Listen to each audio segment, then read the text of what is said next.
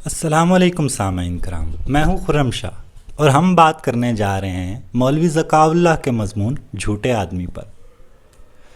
جیسا کہ آپ مولوی ذکاء اللہ کے بارے میں مختصراً جانتے ہیں کہ وہ سر سید احمد خان اور ان کے رفقا اور اس حلقے سے ان کا تعلق تھا۔ ویسے خاص نسبت مولوی ذکاء اللہ کو ریاضی سے تھی اور رام چندر ان کے استاد تھے ریاضی میں، جو کہ ایک معروف شخصیت ہیں، لیکن علی گڑھ اور سر سید وغیرہ کی تحریک سے تعلق ہونے کی بنا پر کچھ دوسری اضافی ذمہ داریاں بھی انہوں نے نبھائیں اور بہت اچھے طریقے سے نبھائیں۔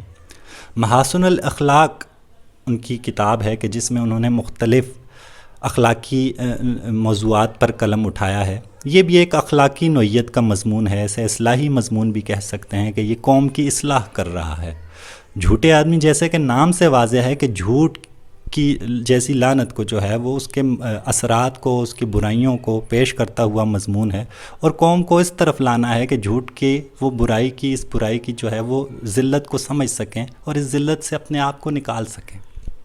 اس جھوٹے آدمی کا اگر مرکزی خیال یہ کی بات کی جائے، اس کے لکھنے کی مقصدیت کی بات کی جائے، تو جھوٹے آدمی لکھا ہی اس مقصد کے لیے گیا ہے تاکہ جو عام عوام ہیں، جو ہم خاص طور پر ہمارے معاشرے ہیں، ان کو اس لعنت کی بربادی کے اثرات کا اندازہ ہو سکے اور وہ اپنے آپ اندر سے اس برائی کو کسی طرح نکال کھینچیں، باہر نکالیں۔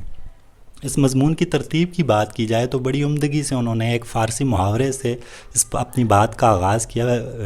فارسی ضرب المثل ہے کہ دروغ گو را حافظہ نہ باشد، کہ جھوٹے آدمی کا حافظہ نہیں ہوتا۔ آگے اپنے مضمون میں وہ اپنی اسی بات کو ثابت کرتے ہیں کہ کیسے جھوٹ بولنے والے کا حافظہ نہیں ہوتا، کہ وہ اپنی ایک ہی، چونکہ وہ جھوٹ اس کے اوپر بیتا نہیں ہوتا، اس نے دیکھا نہیں ہوتا وہ سب کچھ، اس لیے وہ اس کے دماغ میں مکمل طور پر محفوظ نہیں ہو سکتا۔ اس کے علاوہ بھی جھوٹ بولنے والا اپنی ایک ہی بات کو مختلف لوگوں کے سامنے مختلف طرز سے مختلف طور پر کہتا ہے، اور وہ اپنی ہی کہی ہوئی بات کو کسی دوسرے وقت میں بھول بھی جاتا ہے۔ اسی وجہ سے کہا جاتا ہے کہ جھوٹے کا حافظہ نہیں ہوتا۔ اہل فرانس کا حوالہ دہراتے ہیں مولوی ذکاء اللہ کہ اہل فرانس اگر کسی شخص کو پرلے درجے کا بیوقوف کہنا ہو انہوں نے، تو وہ اس کو کہتے ہیں کہ جا تیرا حافظہ نہیں ہے۔ تو اس سے تعلق، یعنی حافظے کا اور جھوٹ کا تعلق آپس میں بڑا گہرا ہے۔ افلاطون کا حوالہ استعمال کرتا ہے کہ افلاطون نے حافظے کو تمام ملکات نفسانی کا رئیس کہا ہے، یعنی انسان کے اندر اللہ تعالیٰ نے جتنی قوتیں سوچنے، سمجھنے، فیصلہ کرنے کی اور مختلف قوتیں رکھی ہیں عمل کرنے کی، ان سب میں حافظہ کو اولیت حاصل ہے۔ مولوی ذکاء کہہ رہے ہیں کہ افلاطون کے مطابق۔ اب افلاطون نے کیوں حافظہ کو اولیت دی؟ اور اس کی ظاہری وجہ یہی ہے کہ ہم سب کچھ جو کرتے ہیں، سوچتے ہیں، اپنے کام انجام دیتے ہیں، اتنی تخلیقات کرتے ہیں، انجینئرنگ کرتے ہیں، آسمان تک پہنچ جاتے ہیں، اس کے پیچھے حافظے کا عمل دخل ہوتا ہے۔ پچھلی تمام معلومات ہمارے پاس محفوظ ہوتی ہیں، اس لیے ہم آگے ترقی کر سکتے ہیں۔ اس مضمون میں مرکزی طور پر اگر کسی اس کی بات کی جائے کہ کون سا نقطہ انہوں نے مرکزیت اختیار کی ہے، تو اس میں وہ جھوٹوں کی اقسام پر بات کی گئی ہے۔ مولوی ذکاء اللہ جھوٹوں کی اقسام پر بات کرنے سے پہلے ایک چیز واضح کرتے ہیں کہ جھوٹ دو طرح کے لوگ بول رہے ہوتے ہیں۔ ایک وہ لوگ ہوتے ہیں جنہیں پتہ ہوتا ہے کہ میں جھوٹ بول رہا ہوں، اور ایک وہ لوگ ہوتے ہیں جنہیں خود بھی نہیں پتہ ہوتا کہ وہ جھوٹ بول رہے ہیں۔ تو مولوی ذکاء اللہ جنہیں خود نہیں پتہ ہوتا کہ وہ جھوٹ بول رہے ہیں، ان کو جھوٹوں میں شمار نہیں کرتے بلکہ بیوقوفوں میں شمار کرتے ہیں۔ تو اصلی جھوٹے وہ ہیں جن کو پتہ ہے کہ وہ جھوٹ بول رہے ہیں۔ اب ان جھوٹوں کی آگے وہ دو اقسام بیان کرتا ہے مولوی ذکاء اللہ، دو اقسام بیان کرتے ہیں۔ ایک جھوٹا تو وہ ہوتا ہے، یا ایک جھوٹ وہ ہوتا ہے جو مکمل جھوٹ ہوتا ہے، سر سے پاؤں تک، یعنی اس میں کوئی بات سچی نہیں ہوتی، پوری کی پوری کہانی ایک جھوٹا جھوٹی گھڑتا ہے۔ دوسری قسم کا جھوٹا وہ ہوتا ہے کہ جو آدھی سچ کے اوپر، آدھی سچی بات کے اوپر آدھی جھوٹی بات کی عمارت کھڑی کرتا ہے۔ اب یہ جھوٹ کی دو مرکزی قسمیں ہیں جو مصنف نے بیان کی، یعنی ایک مکمل جھوٹ ہوتا ہے اور ایک آدھا سچ اور ایک آدھا جھوٹ ہوتا ہے۔ مصنف آگے بحث کرتا ہے کہ ان میں سے ایک قسم کا جھوٹ پکڑنا آسان ہے اور ایک قسم کا جھوٹ پکڑنا مشکل ہے۔ جو جھوٹ پکڑنا آسان ہے وہ ہے جس میں آدھی بات سچ ہے اور آدھی جھوٹ ہے، اور اس میں جو پکڑنے کی وجہ ہے پکڑے جانے کی، اور وہ آدھا سچ کا ہونا ہے، یعنی کبھی بھی جتنا سچ جہاں محفوظ ہوتا ہے دماغ میں، وہاں پر جھوٹ محفوظ نہیں ہو سکتا۔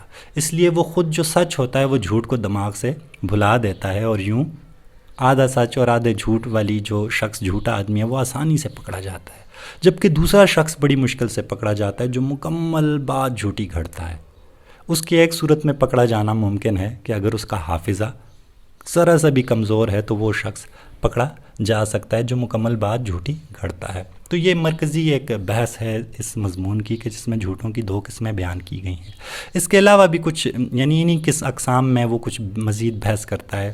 مثلاً کہتا ہے کہ کچھ پیشہ ور لوگ ایسے ہوتے ہیں کہ وہ نہ جھوٹ خود برا سمجھتے ہیں بولنا اور نہ دوسرے سمجھتے ہیں کہ ان کو برا سمجھتے ہیں۔ مثلاً وکیلوں کو اور دکانداروں کو نہ لوگ برا سمجھتے ہیں اور نہ وہ خود برا سمجھتے ہیں۔ چیزوں کا ریٹ بھاؤ زیادہ بتاتے ہیں وہ، جبکہ چیزوں کا ریٹ یا بھاؤ اتنا نہیں ہوتا، قسم اٹھا لیتے ہیں ساتھ، تو ان کا بھی وہ ذکر کرتا ہے۔ اس کے علاوہ ایک اور قسم کا ذکر کرتا ہے وہ کہ کچھ جھوٹے ایسے ہوتے ہیں کہ وہ اپنے آپ کو صلح کل کہتے ہیں، کہ وہ کہتے ہیں نہیں بھئی ہم تو شغل کے لیے، ہم تو ہنسنے ہنسانے کے لیے یہ سب کچھ کر رہے ہوتے ہیں۔ تو اصل میں مصنف کہتا ہے کہ ان کی باتیں اگر آپ ایک جگہ پر لکھتے جائیں تو آپ کو پتہ لگے گا کہ وہ سراسر نفاق سے بھری ہوتی ہیں۔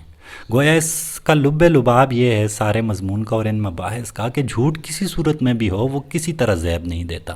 ایک بڑی چپتی بات مضمون میں مصنف لکھتا ہے، کہتا ہے کہ اگر کسی قوم میں جھوٹ بولنے کی بیماری پائی جائے تو آپ پھر اس کے بعد آنکھیں بند کر کے اندازہ لگا سکتے ہیں کہ اب اس قوم میں تمام کی تمام برائیاں پائی جاتی ہیں، اور جس شخص میں یا قوم میں جھوٹ بولنے کی برائی نہ ہو تو وہ باقی برائیوں سے بھی سمجھیں بچا ہوا رہ سکتا ہے۔